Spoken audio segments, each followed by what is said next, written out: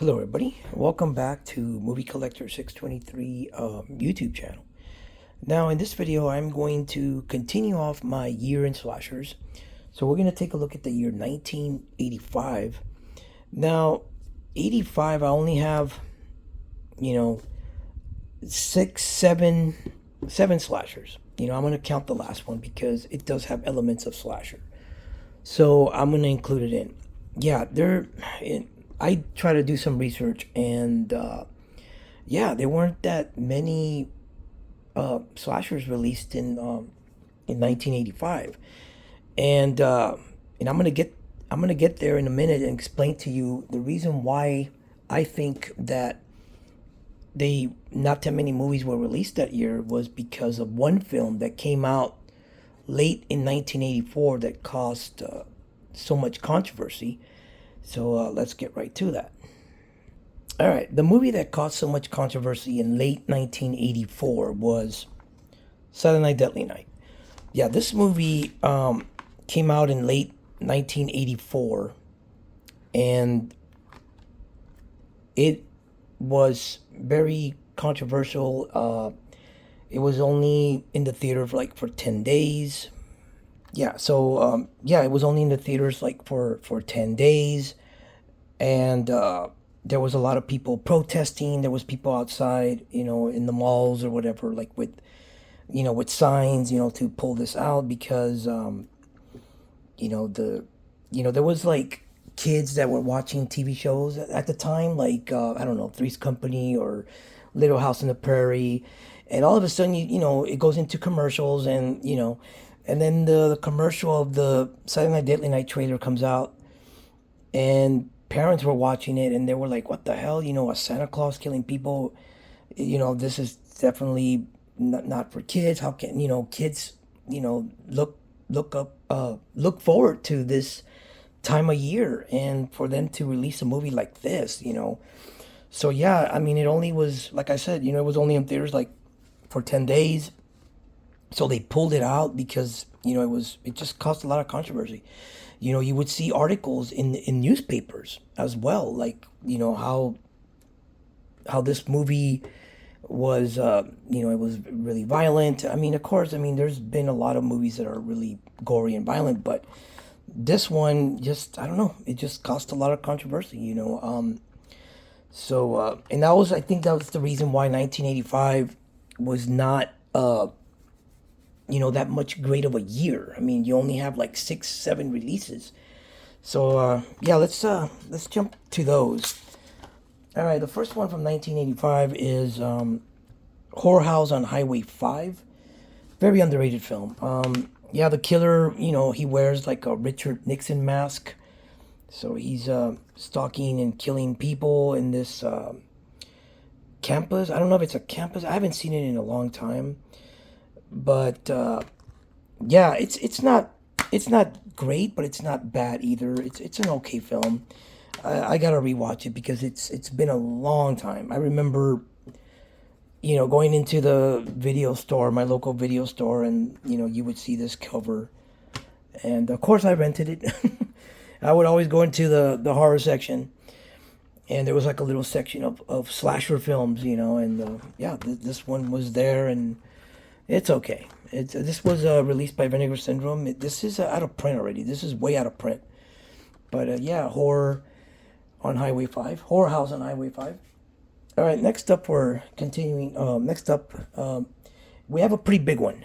This was probably, the big one of the year. And of course, it's another Friday the 13th. It's Friday the 13th Part 5, A New Beginning. To me, in my opinion, this one is okay. The kills are good though. I mean, the kills are great, but yeah, I mean, if you haven't seen it, you gotta, everybody's seen this by now. Everybody knows that, it's not Jason. And Jason, there's no Jason in this film. There's a copycat, wearing the mask and everything, but the kills are totally Friday the 13th. There's, the kills are great. There's tons of nudity, what more do you want in a slasher? I mean, it's fairly good, but just that little thing that it's not Jason, which it makes sense because Jason died in final chapter, and then he lives again in part 6. So, I like the way they did it, So, yeah, Friday the 13th, part 5, A New Beginning. All right, next we have Blood Cult. Another, this one went straight to video. I don't think this one ever had a theater release. It went straight to video in 1985. And this is the artwork I remember. Yeah, this is shot on video.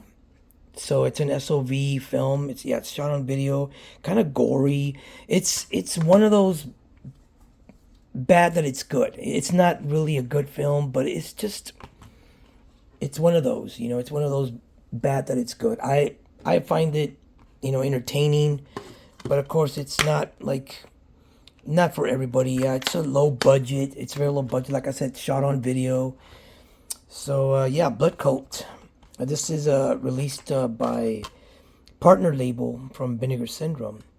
So when they announced it, another 80s slasher. Yeah, Vinegar Syndrome and those partner labels, they're releasing a lot of great stuff. A lot of 80s slashers.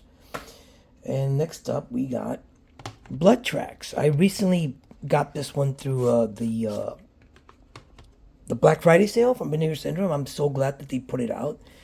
Yeah, this is like a heavy metal slasher. There's a heavy metal band, performing up in the, it's like a winter season. It's like up in the snow, and it looks amazing. It's a killer. It's an awesome movie. I love this film. I haven't rewatched it yet because right now it's, the holidays, so I've been watching a lot of Christmas movies right now. But yeah, this is perfect for winter, so I would be checking this out, sometime in January or after the break, after the holidays. So yeah, Blood Tracks. I own the VHS. I own the VHS, and this is the artwork that was on the VHS. So yeah, good film, Blood Tracks. All right, continuing 1985, we have Nightmare on Elm Street Part 2, Freddy's Revenge. Yeah, this is the collection, and Part 2 is with Part 3 on this disc. There's Part 2, and there's Part 3. Part 2 is the one we're talking about. Yeah, this whole franchise deserves a better packaging. I mean, it does. I mean, this is, I'm glad that I have the films. I mean, I like Nightmare on Elm Street franchise, but I really wish that there's a rumor going around that it's getting the original already came out on 4K. There's a standard slipcover, and there's a steelbook, and then there's a steelbook edition overseas. That's the one I got. But yeah, I read somewhere that all the Nightmare on Elm Streets are gonna get 4Ks. I think they're released by Warner Brothers. I don't know if they're going to do a like something like this, which I hope not. I hope they do like a box set, and they all come in their individual cases. I hope they do that. Hopefully a boutique label will do it. I mean, not, but yeah, Freddy's Revenge is the one that came out in 1985.